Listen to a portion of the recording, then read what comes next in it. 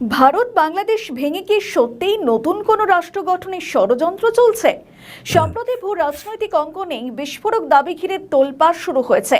কথিত এই খ্রিস্টান রাষ্ট্র তৈরির মার্কিন প্ল্যানের নেপথ্যে কি রহস্য লুকিয়ে রয়েছে? বলা হচ্ছে আমেরিকা बांग्लादेश ও ভারত ভেঙে একটি খ্রিস্টান রাষ্ট্র গঠনের পরিকল্পনা নিয়েছে। अस्सलाम वालेकुम दोस्तों, मैं हूं एहसान खान और आप देख रहे हैं यूट्यूब चैनल एहसान रिएक्शन विद एहसान। आप सब दोस्तों को ईद उल फितर बहुत बहुत मुबारक हो। अब क्रिश्चियन स्टेट की बात हो रही है और ये वेस्ट बंगाल इंडियन मीडिया कह रहा है कि देखें, पहले तो बांग्लादेश कहता था लेकिन अब अमेरिका कह रहा है।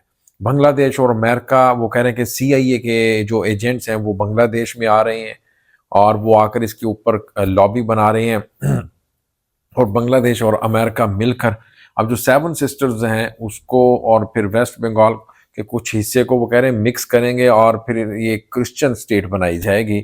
त्रिपुरा आसाम को कह रहा है अगर छोड़ा जाए, बाकी जो 5 स्टेट हैं उनकी अगर बात करें उसमें जो क्रिश्चियन कम्युनिटी बहुत ज़्यादा है, तो वो इसीलिए कह रहे हैं क्योंकि उनके साथ जो सलूक है वो भी अच्छा नहीं किया जाता ना।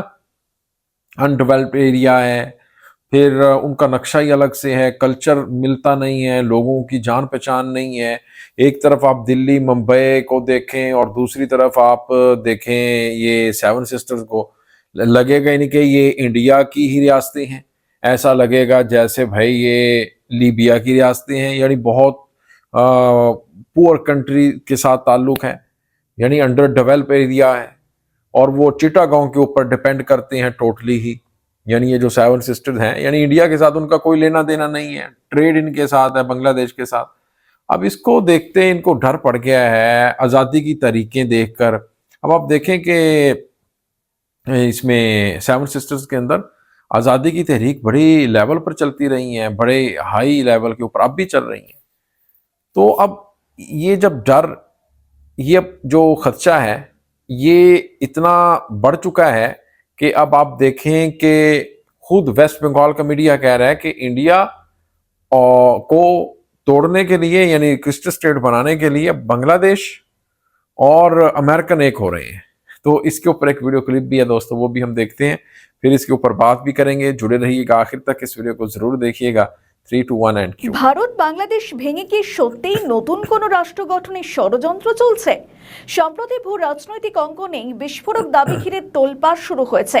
কথিত এই খ্রিস্টান রাষ্ট্র তৈরির মার্কিন প্ল্যানের নেপথ্যে কি রহস্য লুকিয়ে রয়েছে? বলা হচ্ছে আমেরিকা বাংলাদেশ ও ভারত ভেঙে একটি খ্রিস্টান রাষ্ট্র গঠনের পরিকল্পনা নিয়েছে। তাদের পরিকল্পনায় রয়েছে ভারতের 3 পার্বত্য রাজ্য মিজোরাম, যেখানে মণিপুর এবং নাগাল্যান্ড। অন্যদিকে বাংলাদেশের চট্টগ্রাম এবং মায়ানমারের চীন, সাগাইং, কাচি এই 3টি দেশের প্রদেশগুলিকে মূল ভূখণ্ড থেকে বিচ্ছিন্ন করে আমেরিকা একটি খ্রিস্টান রাষ্ট্র গঠনের পরিকল্পনা নিয়েছে। এর পিছনে আমেরিকাকে সমর্থন করছে ইউরোপের বিভিন্ন খ্রিস্টান রাষ্ট্র। এই চক্রান্তে আগেই ইসরায়েলেরও ছিল। আগের পরিকল্পনা অনুযায়ী আমেরিকা এবং ইসরায়েল এই 2 শক্তি মিলে একটি ইহুদি খ্রিস্টান রাষ্ট্র তৈরি করবে। মণিপুর এবং মিজোরামে আগে বেশ কিছু ইহুদি সম্প্রদায়ের মানুষ বাস করতেন, বর্তমানে তারা সেখানে বসবাস করছে, তবে অতীতের তুলনায় সংখ্যাটা অনেক কম। তারা মেনাসের বংশধর বলে দাবি করে থাকে। তাদের একটি অংশকে ইসরায়েল নিয়ে নিয়েছে। গত 40 বছরে প্রায় 7,000 ইসরায়েলি স্বদেশে ফিরে গিয়েছে। বাকি যারা রয়েছে তাদের 2030 সালের মধ্যে ইসরায়েল তাদের দেশে ফিরিয়ে নিয়ে যাওয়ার পরিকল্পনা নিয়েছে।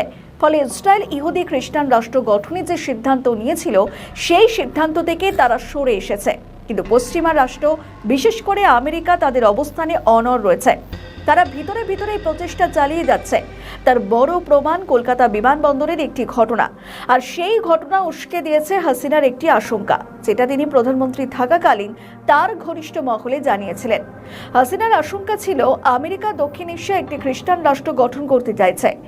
এবার যাওয়া যাক কলকাতা বিমানবন্দরে। জাতীয় তদন্ত সংস্থা যেখানে কলকাতা বিমানবন্দর থেকে এক মার্কিন নাগরিককে গ্রেপ্তার করেছে। ধৃতের নাম ম্যাথু ভ্যান ডাইক। এই গ্রেপ্তারের পর হাসিনার সেই আশঙ্কা অনেকের মনে পড়তে শুরু করেছে। 2024 সালে হাসিনা দাবি করেছিলেন বাংলাদেশ ও মায়ানমারের একাংশ নিয়ে আমেরিকা একটি খ্রিস্টান রাষ্ট্র গঠনের ষড়যন্ত্র করছে। তিনি সেই সময় প্রধানমন্ত্রী পদে আসেন। হাসিনা তার ঘনিষ্ঠ মহলে জানিয়েছিলেন এক শ্বেতাঙ্গ ব্যক্তি তথা এক বিদেশি শক্তি বাংলাদেশ এবং মায়ানমারের কিছু অংশ নিয়ে একটি খ্রিস্টান রাষ্ট্র গঠনের পরিকল্পনা করেছে। যার কেন্দ্র হতে পারে বঙ্গোপসাগর। সেই সময় অনেকে তার এই মন্তব্য বা দাবিকে আমল দেননি, কিন্তু ম্যাথু গ্রেপ্তারের পর হাসিনার ওই দাবি ঘিরে ফের আলোচনা শুরু হয়েছে। এক ম্যাথু নয়, তার সঙ্গে ছিলেন আরও 6 জন। দিল্লি এবং লখনৌ থেকে গ্রেপ্তার করা হয় আরও 6 জনকে। এরা হলেন নারিক হারবা পেত্রো, অন্যদিকে স্লাইভিয়াক টারাস, অন্যদিকে ইভান সুকমানোভস্কি, অন্যদিকে স্টেফান কি মারিয়ান, হানচারুক মাক্সিম এবং কামিন্সকি ভিক্টর। এই 7 জন টুরিস্ট ভিসায় ভারতে এসে প্রথমে গিয়েছিল গুয়াহাটি, আর সেখান থেকে মিজোরামে, এবং সেই রাজ্যে যাওয়ার জন্য প্রোটেক্টেড এরিয়া পারমিট থাকা বাধ্যতামূলক। এই 7 জনের কাছে সেটা ছিল না। মিজোরাম থেকে তাদের মায়ানমারে নিয়মিত যাওয়া আসা ছিল।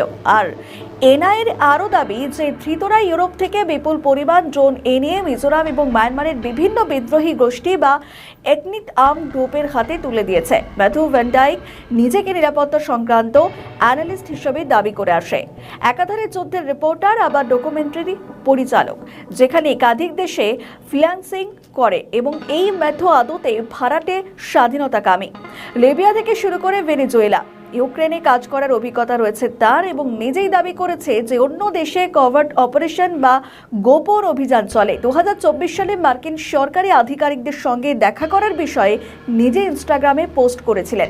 লিবিয়ার গৃহযুদ্ধের সময় গদ্দাফির বিরুদ্ধে লড়াই নেমেছিল এবং 2021 সালে ধরা পড়ে 6 মাস জেলেও। तो दोस्तों, आपने ये वीडियो देखी है किस तरह से जो वेस्ट बंगाल का मीडिया है वो क्रिश्चियन स्टेट के ऊपर बात कर रहा है कि अब देखें ये जो क्रिश्चियन स्टेट है अब इसमें 7 सिस्टर के अंदर बनाई जाएगी। भाई ये बनाने की जो स्टेज है ये किस वजह से आई है, ये भी अब सवाल पैदा होता है ना। ये हिंदुस्तान की वजह से आई है, ये अब बांग्लादेश की वजह से तो नहीं आई, क्योंकि उनके साथ सुतेली माँ जैसा सलूक किया जाता है। उनको उनकी जो बेसिक नीड्स हैं वो पूरी नहीं की जा रही। मेघालय, असम, त्रिपुरा, मणिपुर, नागालैंड, इसी तरह ये 7 जो रियासतें हैं इनकी जो बेसिक नीड्स हैं वो पूरी नहीं हो रही।